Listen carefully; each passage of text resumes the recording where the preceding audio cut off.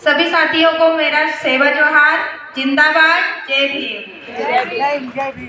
मेरा नाम साधना उइके है और मैं मध्य प्रदेश की राजधानी भोपाल की ही रहने वाली हूँ और अभी स्टूडेंट हूँ, पढ़ाई कर रही हूँ और एक छोटी मोटी सामाजिक कार्यकर्ता हूँ और आज आप सभी के बीच में आई हुई हूँ। और मैं यहाँ की जो आयोजक समिति है, मैं उनके लिए जोरदार तालियां चाहूँगी, क्योंकि उन्होंने आज मुझे दुख हुआ है कि देखिए इतना बड़ा हॉल आप लोगों के लिए किया गया है, व्यवस्था की गई है, लेकिन हमारी जो भोपाल में इतने सारे ST SC OBC के लोग हैं, लेकिन जनता पूरी देखो खाली है, ऊपर पूरी कुर्सियां खाली है और इधर भी खाली है। तो कहीं ना कहीं दुख की बात है कि नहीं, कि हमारे कुछ लोग जो आयोजक समिति है, यहाँ पे जितने बैठे क्रांतिकारी हैं, समाज सेवी लोग हैं, कितनी मेहनत करते हैं और मेहनत का रिजल्ट ये देखने को मिल रहा है हमें। ये असली क्रांति नहीं है। फिर भी आज रमाबाई जी के ऊपर फिल्म दिखाई जाएगी और मैं आप लोगों से निवेदन आग्रह करूंगी कि आप लोग यदि इस मूवी को देखते हैं तो उसको आप लोग फॉलो करेंगे और फॉलो ऐसे करेंगे कि यहाँ से जाने के बाद ऐसा नहीं कि मूवी देख लिए और घर पे जाके भूल गए। आप लोगों को उसको अपनाना पड़ेगा आपके जीवन में। तो मैं इतनी उम्मीद करूंगी और बात करूंगी महिला सशक्तिकरण पर, कि महिला सशक्तिकरण क्या है। पता है किसी को महिला सशक्तिकरण क्या है? काफी महिलाएं बैठी है, पुरुष भी बैठे हैं, पर मैं बताऊंगी कि महिला सशक्तिकरण वो है जब कोई महिला अपने घर में, परिवार में, समाज में चिंतन मनन करती है, चिंतन मनन करती है, उसकी स्वतंत्रता उसको होती है, वो होती है महिला सशक्तिकरण। और दूसरी बात यह है कि बौद्धिक रूप से खुद में स्वतंत्रता होनी चाहिए उसके अंदर, उसको सोचने की, समझने की और बात रखने की स्वतंत्रता होनी चाहिए। क्योंकि कोई भी लोकतंत्र तब तक आगे नहीं बढ़ सकता जब तक महिला पुरुष में समानता और बराबरी नहीं आ जाती। उसमें सोचने की और निर्णय लेने की क्षमता जो है, उसमें बराबरी का जो दर्जा नहीं मिल जाता, तब तक जो लोकतंत्र है उसमें हम आगे नहीं बढ़ सकते। इसका विशेष ध्यान हम लोगों को देना पड़ेगा। और महिला पुरुष को समान दर्जा मिला तो है, लेकिन हम कहीं ना कहीं अपने घर में ही नहीं देखते। आज यहाँ पर इतने सारे महिला पुरुष बैठे हैं, यदि अपने घर से 5 सदस्य भी होते हैं ना, तो ये पूरा हॉल भरा जाता। क्यों? कहीं ना कहीं हम में कमी है ना, हमारी मातृ शक्तियों में कमी है ना, हमारी पितृ शक्तियों में कमी है ना, कि कहीं ना कहीं यदि हमारे घर में 5 सदस्य है, तो ये यदि 5 सदस्य भी यहाँ आ जाते ना, तो ये पूरा हॉल भरा जाता, हमें किसी की जरूरत नहीं पड़ती। पर लेकिन कहीं ना कहीं हमारी ये कमियां हैं। और हम बात करते हैं महिला सशक्तिकरण की, हम बात करते हैं बाबा साहब अम्बेडकर की, हम बात करते हैं माँ सावित्रीबाई फुले की, हम बात करते हैं माँ फातिमा सेन जी की, हम बात करते हैं सभी जितने हमारे क्रांतिकारी महापुरुष हैं, उनकी बात करते हैं, उनकी विचारधारा की बात करते हैं। लेकिन कहाँ है विचारधारा? जब उनको पूछते हैं हम लोग, तो उनकी विचारधारा भी तो अपने अंदर लाना पड़ेगा। मैं ऐसी लड़की हूँ, आप लोग शायद कम जानते होंगे मुझे, लेकिन मैं ऐसी लड़की हूँ, मैं जमीनी स्तर पे जहाँ पर भी बड़े बड़े आंदोलन होंगे, कहीं पर भी कितना ही शोषण, अत्याचार, भ्रष्टाचार, कहीं पर भी कुछ होता है तो सबसे पहले खड़ी होती हूँ मैं ऐसी लड़की हूँ। मुझे जेल जाने से डर नहीं लगता है। यदि मुझे जेल में भी डालेंगे तो मैं गर्व से जाऊंगी कि मेरे समाज के लिए मैं खड़ी हुई थी, इसलिए मैं जेल गई हूँ। ऐसा बनना पड़ेगा हमें।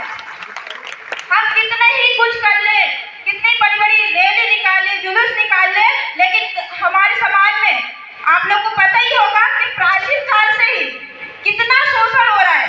और प्राचीन काल से ही महिलाओं को क्या बताया जाता है? कमजोर। हम कमजोर हैं, प्राचीन काल से ही दिखाया जाता है। आप लोग महाभारत रामायण तो पढ़ते ही होंगे, देखते ही होंगे, और देखना भी चाहिए, सीख मिलती है उससे।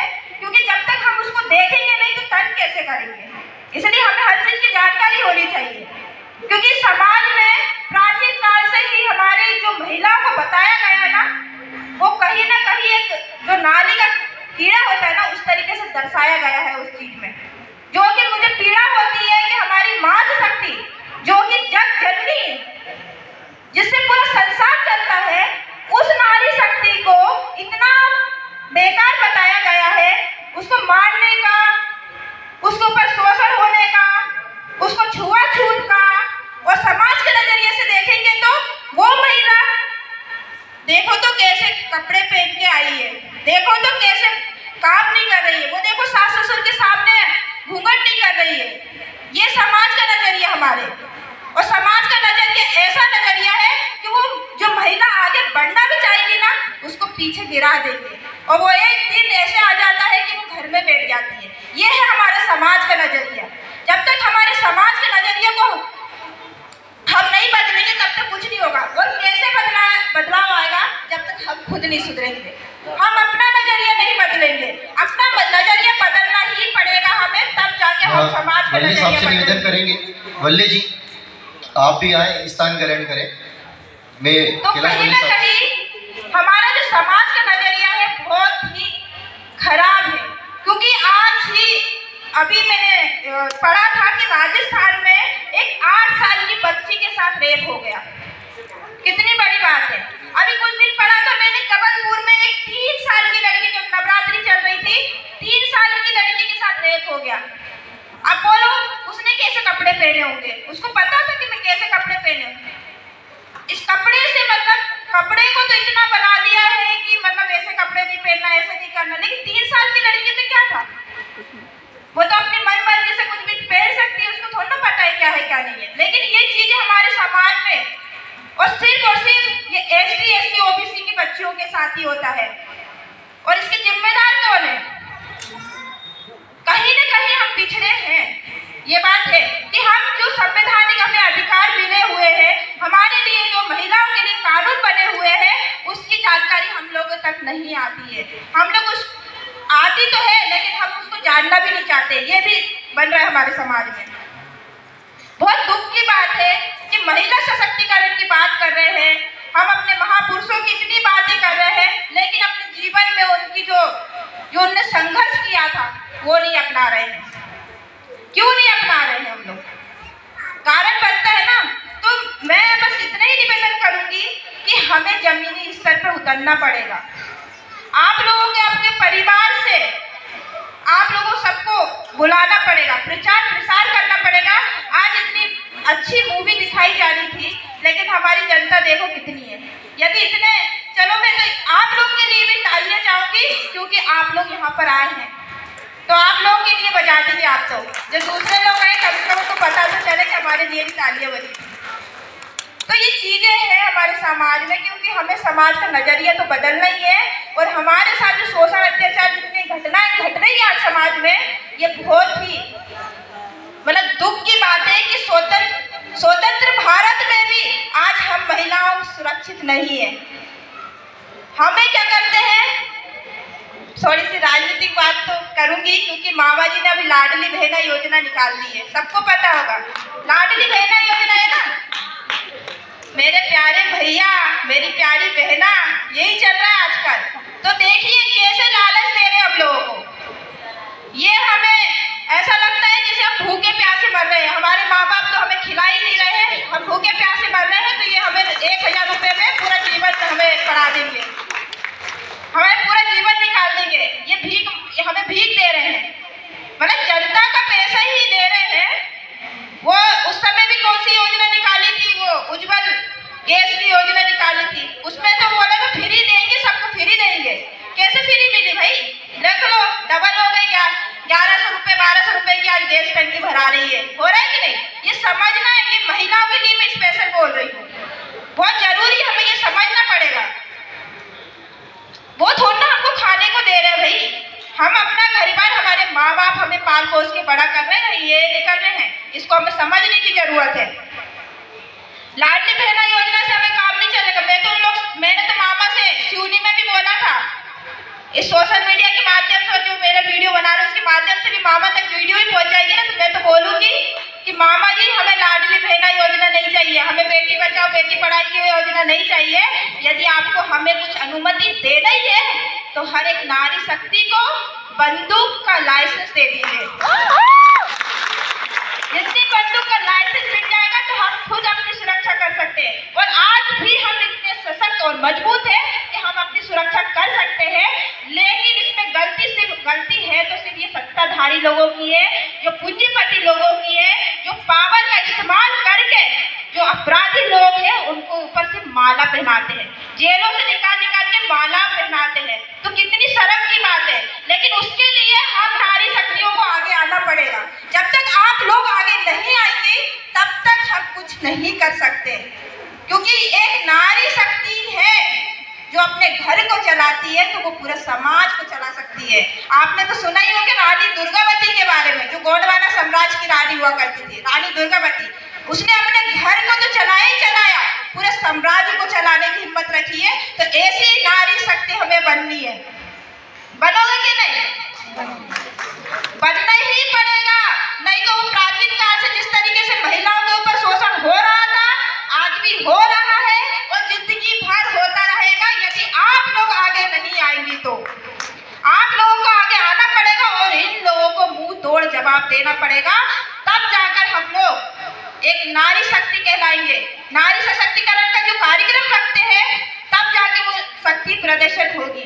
क्योंकि आज जो कमजोर अबला नारी जो नारी समझ रहे हैं ना, जो मामा जिस तरीके से, वो आपने देख लिया कि सिर्फ छोटी छोटी लॉलीपॉप दे देंगे चुनाव के समय, लो लाडली बहना योजना, 1,000 रुपए ले जाओ, घर में बैठे रहो, अच्छे से खाना पीना खाओ, बस यही चला जा रहा है। और क्यों कर रहे हैं इसको भी समझने की जरूरत है। ये लोग हमें योजना तो दे रहे हैं, ये लोग हमारी जो बौद्धिक क्षमता है ना, जो मानसिक रूप से हम लोग कमजोर करने की प्लानिंग चल रही है लोग।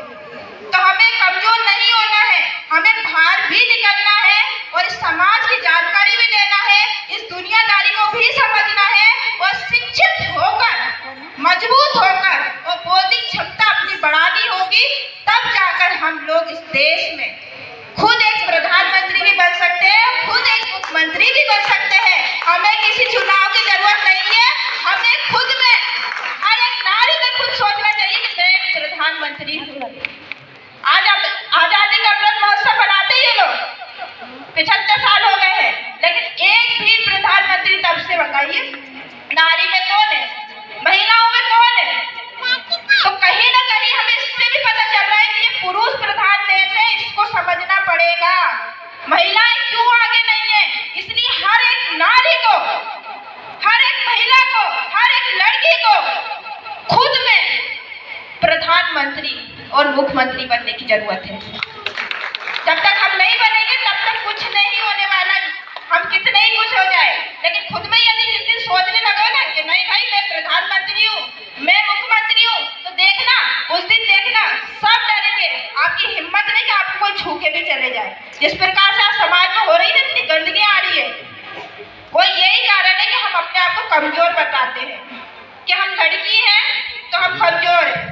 और ये सब उठपटांग चीजें जो चल रहा है ना, मनुवादी वाला, वो उसी चीज से चलते आ रहा है। तो इसको समझने की जरूरत है कि उसमें महिला को कितना नीचे दिखाया गया है, ये हमें सोचने की जरूरत है। तो आज से आप लोगों से निवेदन है कि आप यहाँ से जाने के बाद हमारे जितने भी महापुरुष है, जितने भी जो छोटे छोटे बच्चे आए हुए हैं, उनको हमारे जो क्रांतिकारी लोग हैं उनके बारे में बताएंगे, पढ़ाएंगे, लिखाएंगे।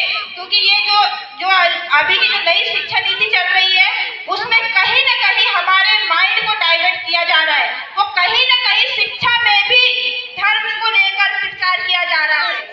ये इसको समझने की जरूरत है। हमें वो शिक्षा काम नहीं देगी, हमें हमारी जो शिक्षा है वो हमारे महापुरुषों से ही मिलेगी। जब उनका इतिहास पढ़ोगे, उसका इतिहास जानोगे, तब जाकर आपको पीड़ा होगी, और वो पीड़ा होगी ना तब जाके आपको लगेगा कि मेरा समाज कहीं ना कहीं कितना दुख में है और अब मैं आगे निकलूंगा और इन लोगों को बताऊंगा कि हमारा समाज भी एक है, संगठित है और आगे बढ़ सकता है और शिक्षित है। मैं शिक्षा के ऊपर ही ध्यान देना है। तो मैं 4 लाइन बोलूंगी आप लोगों के लिए, तो मैंने लिखी है। तो हमें शिक्षित होकर बौद्धिक क्षमता और शारीरिक, सामाजिक और आर्थिक रूप से मजबूत होने की जरूरत है। इस बात का विशेष ध्यान दीजिएगा आप लोग। तो मैं 2 लाइन बोलूंगी। जो पत्थर को भी राख बना दे, जो पत्थर को भी राख बना दे, एक ऐसा किरदार है हम। रानी दुर्गावती, रानी कमलावती, माँ सावित्रीबाई फूले जी का अवतार है हम। रानी दुर्गावती, माँ सावित्रीबाई फूले जी का अवतार है हम।